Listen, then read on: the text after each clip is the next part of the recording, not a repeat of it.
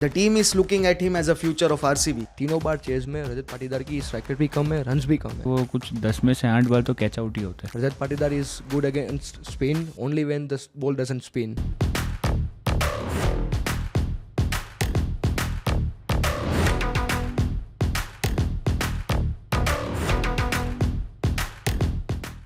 रजत पाटीदार के बारे में मैं कई मीम्स मतलब I was going through some tweets after the match finished जो आरसीबी और एसआरएच का था।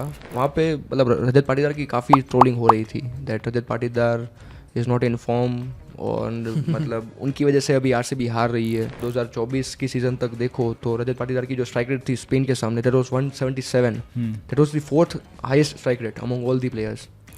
और इस सीज़न रजत पाटीदार की जो स्ट्राइक रेट है स्पिन के अगेंस्ट दैट इज़ 130, एवरेज भी बहुत कम है।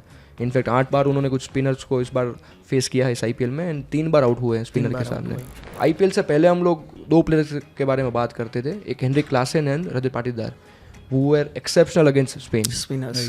तो एंड अगर स्मैट में भी देखा होगा रजत पाटीदार जब बैटिंग करने आते थे तो ज़्यादातर जो कैप्टन्स थे सामने ओपोनेंट टीम के वो स्पिनर्स को नहीं लाते थे। बट इस आईपीएल में इतना डोमिनेंस नहीं दिखा है रजत पाटीदार का स्पिनर के against and that is why he is also facing issues in the middle overs. और आई थिंक हमने पहले भी बात की कि अब टीम ज़्यादा अवेयर है, वो लोग वो अपना एनालिसिस लेके आते हैं। और रजत पाटीदार का जो केस है आई थिंक वो कुछ 10 में से 8 बार तो कैच आउट ही होता है। वो पेस के अगेंस्ट स्ट्रगल नहीं करता, वो स्लो डिलीवरीज जो पेस वेरिएशन है उसके अगेंस्ट है।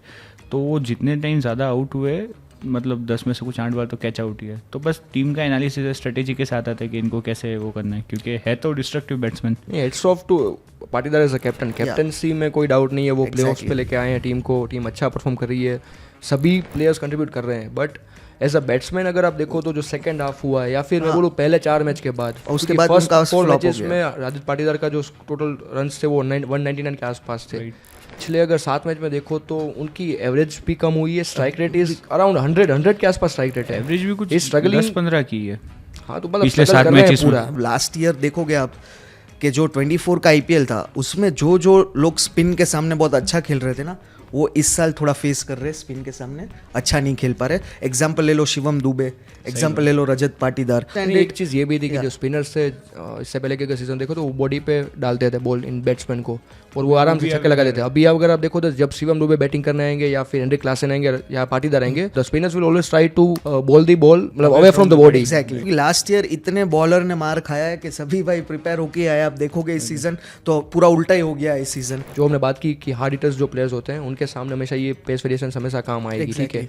और ये जो प्लेयर्स होते हैं जैसे हम क्लासन की बात करें, फिल सॉल्ट, उनका जो बॉटम हैंड होता है वो काफ़ी स्ट्रॉन्ग होता है। जैसे जो क्लासिक प्लेयर्स होते हैं विराट कोहली टाइप, वो उनका टॉप हैंड ज़्यादा इंपॉर्टेंट होता है क्योंकि वो डायरेक्शन देता है जब वो शॉट लगाते हैं तो। एंड रजत पाटीदार वो वैसे तो दोनों उनका कवर ड्राइव्स भी अच्छे हैं, उनका टॉप हैंड भी अच्छा है, बॉटम हैंड भी अच्छा है, बट जब वो एरियल शॉट्स खेलते हैं तब उनका जब बॉटम हैंड का रोल ज़्यादा होता है एंड उनको उसी हाथ में इंजरी हुई है। इंजरी का इम्पैक्ट दिख ही रहा है, इंजरी का इम्पैक्ट है, फिर उनके सामने बॉलिंग में टेक्निक्स भी चेंज हो गई है, लक भी है, हाँ, मतलब दो बार रन आउट हुए। हमने एक वीडियो में बात किया था कि रन आउट ही नहीं दिखने को मिल रहा, 10 में से 1 हो रहा है तो 20 में से 2 बार तो रजत पाटीदार का हो गया। As a team they are performing very good because वही रिस्पॉन्सिबिलिटी होती है एक प्लेयर की कि वो 2-3 मैच जीता है और वही सभी कर रहे हैं। रजत पाटीदार ने 2 मैच जीता है अगेंस्ट मुंबई, अगेंस्ट सीएसके, दोनों टाइम मुंबई के वक्त तो मतलब उनके जो 60 रन्स थे वो बिल्कुल काम आए। चेन्नई के सामने खलील अहमद ने उनका कैच मिस कर दिया था, वो हमने बात की थी। But the now situation is there are less players in RCB who are going to play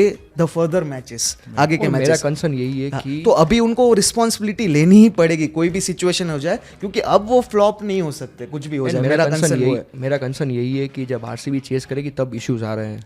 exactly 3 matches जब आरसीबी चेस कर रही थी, एक एसआरएच के सामने, एक डीसी के सामने, एक पंजाब के सामने, तीनों बार चेस में रजत पाटीदार की स्ट्राइक रेट भी कम है, रन्स भी कम है। एंड यही डर है कि प्लेऑफ्स में जाके अगर मान लो विराट कोहली और फिल सॉल्ट आउट हो जाते हैं एंड सी किसी को तो शर्मा ने जितेश शर्मा के लिए ये सीजन एक्स्ट्रा ऑर्डिनरी नहीं रहा है, ठीक है। टीम डेविड की हैमस्ट्रिंग इंजरी का इश्यूज है, अभी वो आगे जाके कितने मैचेस खेलेंगे डाउटफुल है।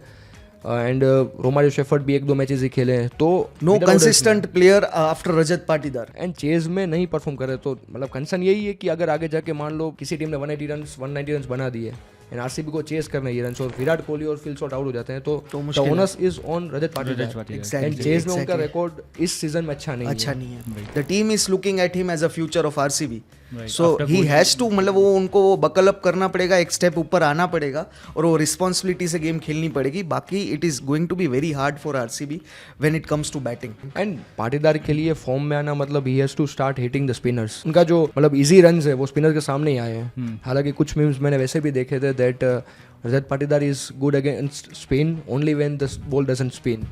अभी जो क्वालिफाई हुए 4 टीम, वो चारों टीम में से आरसीबी के अलावा किसी के स्पिनर्स अच्छा काम नहीं कर रहे, आप देखने जाओ तो मतलब आई थिंक सो अभी रजत पाटीदार के पास चांस है अगर अंदर स्टार्ट और एलिमेंटर मैच आ जाए, बट कंसिस्टेंसी लानी ही पड़ेगी. But it will be an interesting matchup to see when Rajat Patidar comes against spinners in the playoffs. मजा आएगा थोड़ा देखने में. एग्जैक्टली. राइट